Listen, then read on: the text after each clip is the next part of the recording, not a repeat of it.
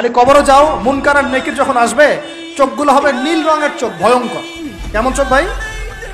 নীল রঙের ভয়ঙ্কর চোখ। আমি বলি একটা হাদিস, কোন একজন নবী আল্লাহকে বলেছিলেন যে আল্লাহ আমি মারা যাওয়া কোনো মানুষকে দেখতে চাই, সে কেমন আছে। এটা শোনেন ভালো করে হাদিসটা, মারা যাওয়া কোনো মানুষকে আমি দেখতে চাই, সে কেমন আছে। আল্লাহ পাক সেই নবীর আরজি কবুল করলেন, বললেন আচ্ছা ঠিক আছে দেখাচ্ছি। কবরের সামনে গিয়ে দাঁড়ালেন। 1000 বা 2000 বছর আগের কোনো ব্যক্তি যে মারা গেছে তাকে কবর থেকে চিন্তা করা হবে। নবী দেখছেন এবং সে ভয় থরথর করে কাঁপছে, এখনো ভয় থরথর করে কাঁপছে। নবীজি, আমাদের নবী নন, অন্য কোনো নবী তিনি, সেই নবী বলছেন যে তুমি ভয় কাঁপছো কেন? তুমি কত বছর আগে ইন্তেকাল করেছো, কি তোমার হালচাল বলো আমাকে। সেই ব্যক্তি বলছে আমি আজকে থেকে 1000 বা 1500 বছর আগে মারা গেছে। আমি ভয়ে কাঁপছি।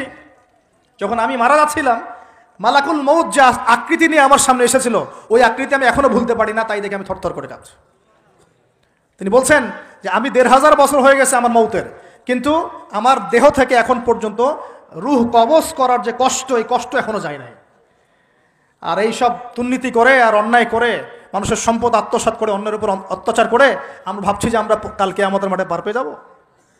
খালি কবরও যাও, তারপর বুঝবো। আল্লাহ রাব্বুল আলামিন আমাদের সবাইকে হৃদয়ের চোখটা খোলার তৌফিক দান করুন, হৃদয়ের কান দিয়ে কথাগুলো শোনার তৌফিক দান করুন, এবং আমাদের সবার কলব, মৃত কলব জীবিত করার তৌফিক আল্লাহ দান করুন। এই মাপে কম দেয় একটা পাপ যে বললাম সুদ, একটা বলেছি যে জেনা, একটা ব্যভিচার, আমানতের খেয়ানত, হ্যাঁ। তারপরে যার যোগ্যতাহীন ব্যক্তিকে যখন আপনি দায়িত্ব দিবেন, যখন মানুষ স্ত্রীর আঁচল ধরে বসে থাকবে, মায়ের সাথে খারাপ ব্যবহার করবে, বাবাকে দূরে ঠেলে দিবে, বন্ধু বান্ধবদের কাছে নিয়ে আসবে, যখন মসজিদগুলো হট্টগোল হবে, শোরগোল হবে, মসজিদ চকচিক্যময় হবে, হেদায়েত উঠে যাবে, যখন দেখবেন সময় সংক্ষিপ্ত হয়ে আসছে, যখন দেখবেন যে জহরতুল কায়নাত, গান বাজনা বাদ্যযন্ত্রের সাথে সম্পৃক্ত যারা আছে, এই যে নর্তকী, এদের সংখ্যা বাড়তে থাকবে। ইউজাফু আলা রুউসিহিম বিল মাআজিফ, মানুষের কানের পাশে বাদ্যযন্ত্র বাজবে।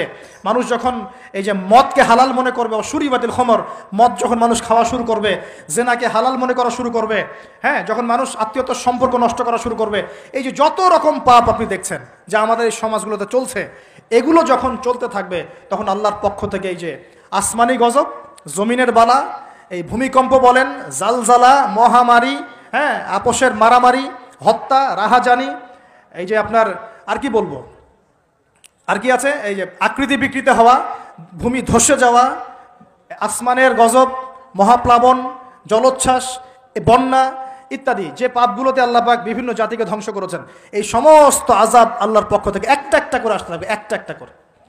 স্পেশালি